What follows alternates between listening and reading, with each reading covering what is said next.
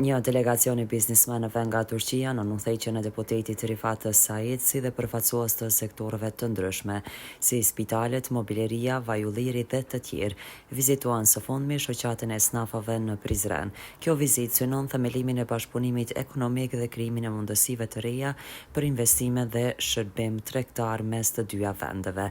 Gjatë takimit u diskutuan mundësitë për bashkëpunim në fusha të ndryshme biznesit, duke përfshirë shkëmbimin e eksperiencave dhe nxitjen e partneriteteve në sektor kyç që kontribuojnë në zhvillimin ekonomik lokal dhe rajonal.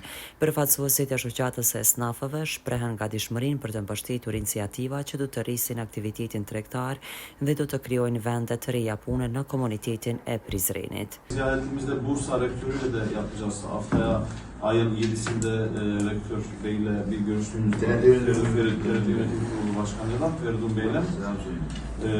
Ondan sonra ama İzmir 9 Eylül'de de olursa bizim için öyle mi? Bir randevu alırsak bir tadı da götürürüz. Tamam olur. Başında rektöre bir organizasyon yapalım. Onu bir Kasım'da. Çünkü Türkiye Cumhuriyeti sağlık hizmetine büyük destek veriyor. Biliyorsunuz belki bunları ama yol mesela hastaların yol ücretini belki daha iyi biliyordur Sinan Hanım ama ben de böyle biraz cahil olarak biraz bahsede söyleyebilirim. İşte yol ücretlerini veriyor. Reklam mesela reklamcılardan bahsediyoruz. Ve değerli iş adamlarıyla beraber geldik. Ama her defasında mesela geliyoruz, konuşuyoruz. Ya bizde kabahat var bilmiyorum eksikimiz ama sonuç almak istiyoruz. Sonuç yani hep böyle icraat. Geçenlerde geldiğimiz arkadaşlar mesela size de selam söylediler, gönderdik. Şimdi bugün işte mobilyacı bir arkadaşımız var yanımızda. Zeytin işiyle uğraşan çok değerli bir kardeşimiz var.